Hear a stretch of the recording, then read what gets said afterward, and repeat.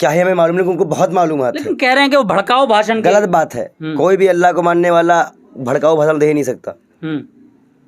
उन्होंने कहा कि कुत्तों का दौर है या फिर हमारा दौर आएगा, ऐसा वर्ड इस्तेमाल किया देखिए कहीं ना कहीं वो एक शेर है जी। अब कई लोग उसको नॉर्मल रील में भी तय कर लेते हैं, कई लोग उसको भड़काऊ भाषण में भी तय कर लेते हैं, कई लोग उसको सब जगह में ये यूज हो जाता है। और कहीं ना कहीं वो इजराइल फिलिस्तीन को लेके बात चल रही थी। दोस्तों, जैसा कि आप सभी को मालूम है कि मुफ्ती सलमान अजहरी साहब गिरफ्तार हो चुके हैं और अभी तक मुफ्ती सलमान अजहरी साहब की रिहाई नहीं हुई है। क्या खबर निकल कर आ रही है मुफ्ती सलमान अजहरी साहब के बारे में, हम आपको डिटेल में बताएंगे कि मुफ्ती साहब की अभी तक रिहाई क्यों नहीं हुई और पुलिस वालों ने मुफ्ती सलमान अजहरी साहब से क्या पूछताछ की। जब आप इस बात को जानेंगे तो आपके भी होश उड़ जाएंगे। लिहाजा इस वीडियो को पूरी जरूर देखें ताकि आपको पता चल सके कि हिंदुस्तान की पुलिस और प्रशासन मुसलमानों के साथ कितना गंदा जुल्म कर रही है। बस एक छोटी सी बात पर मुफ्ती सलमान अजहरी साहब को गिरफ्तार कर लिया गया और वहीं पर हिंदू लोग मुसलमानों के खिलाफ भड़काऊ भाषण देते रहते हैं, लेकिन उनके खिलाफ कोई कार्रवाई नहीं होती।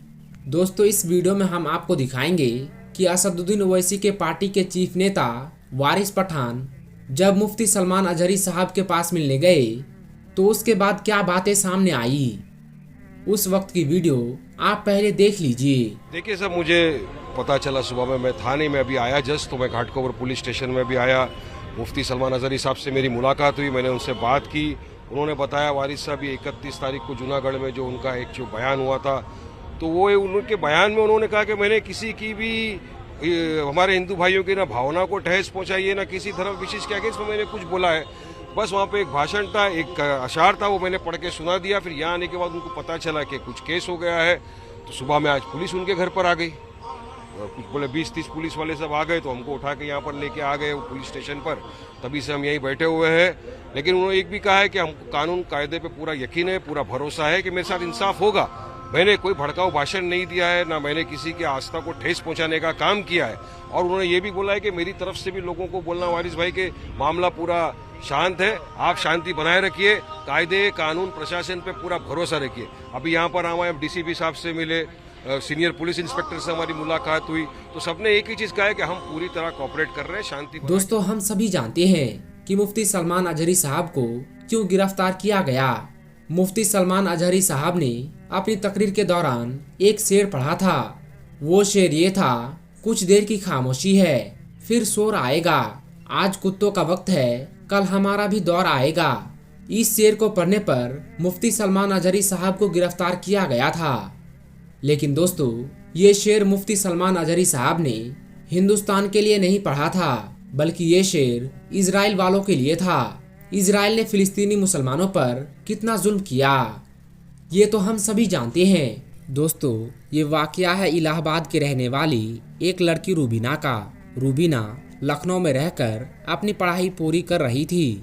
रूबीना उस दिन अपने घर इलाहाबाद जाने वाली थी, मगर उसी दिन उसके किसी फ्रेंड के घर पर कोई पार्टी थी, इसलिए उसने सोचा कि पहले मैं अपने फ्रेंड के घर जाकर पार्टी अटेंड कर लेती हूँ, उसके बाद शाम को अपने घर चली जाऊंगी। बस यही सोचकर उसने अपना रिजर्वेशन भी करवा लिया था। उसके बाद रूबीना ने पार्टी अटेंड की और फिर शाम को सीधी वो अपने फ्रेंड के घर से निकली और रेलवे स्टेशन पहुंच गई और जाकर ट्रेन में अपनी सीट पर बैठ गई।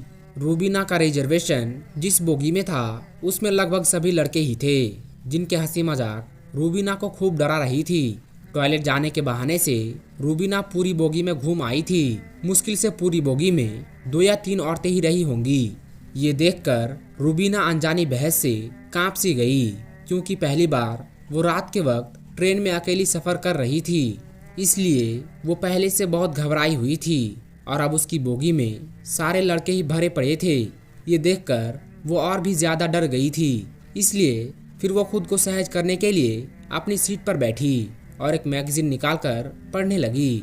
उस बोगी में लड़कों का एक झुंड था जो किसी कैंप में जा रहा था। उनकी हंसी मजाक और उनके चुटकुले रूबीना को और भी ज्यादा डरा रहे थे।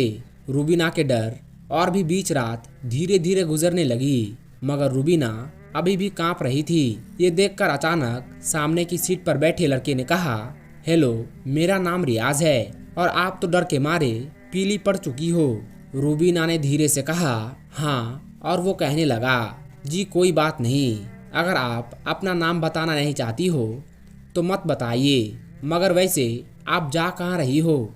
रूबीना ने धीरे से कहा कि इलाहाबाद जा रही हूँ। इतना सुनते ही लड़के ने कहा, क्या इलाहाबाद? अरे वो तो मेरे नानी का घर है, इस रिश्ते से तो आप मेरी बहन लगी। फिर खुश होते हुए रियाज ने इलाहाबाद की अनगिनत बातें बताना शुरू कर दिया कि उसके नाना जी काफी नामी इंसान है, उसके दोनों मामा सेना में बहुत ऊंचे पद पर है। इस तरह से वो नई पुरानी बातें करने लगा। रूबीना भी धीरे धीरे नॉर्मल होकर रियाज की बातों में रुचि लेने लगी। रूबीना रात भर रियाज जैसे भाई के साए में सोती रही। सुबह रूबीना ने कहा, लीजिए, आप मेरा पता रख लीजिए, अगर कभी नानी के घर आना हो तो आप हमारे घर जरूर आइएगा। तो ये सुनकर लड़के ने कहा, कौन सा नानी का घर? वो तो मैंने आपको डरते हुए देखा तो मैं झूठ मूठ के रिश्ते करने लगा। मैं तो पहले कभी इलाहाबाद गया ही नहीं हूँ। ये सुनकर रूबीना चौंक उठी। तो लड़के ने कहा, बहन, ऐसा नहीं है कि सभी लड़के बुरे होते हैं कि किसी अकेली लड़की को देखा नहीं कि उसके ऊपर गिद्ध की तरह टूट पड़े। हम में ही और भी भाई होते हैं। इतना कहकर प्यार से रूबीना के सिर पर हाथ रखकर मुस्कुराने लगा। रूबीना रियाज को देखती रही जैसे कि उसका कोई अपना सगा भाई विदा ले रहा हो। रूबीना की आंखों में आंसू आ गई। तभी रियाज ने रूबीना से कहा, हाँ बहन, मेरा नाम रियाज नहीं है बल्कि मेरा नाम राजेश है। ये सुनकर रूबीना हैरान रह गई। तो दोस्तों, आज की इस वीडियो में बस इतना ही। ये वीडियो और ये वाकया आपको कैसी लगी कमेंट बॉक्स में ज़रूर बताइएगा और इस वीडियो को जितना हो सके उतना शेयर कर दे। इस वीडियो को लाइक करें, चैनल को सब्सक्राइब करें। हम मिलेंगे आपको अगली वीडियो में। तब तक के लिए अस्सलाम वालेकुम, अल्लाह हाफिज़।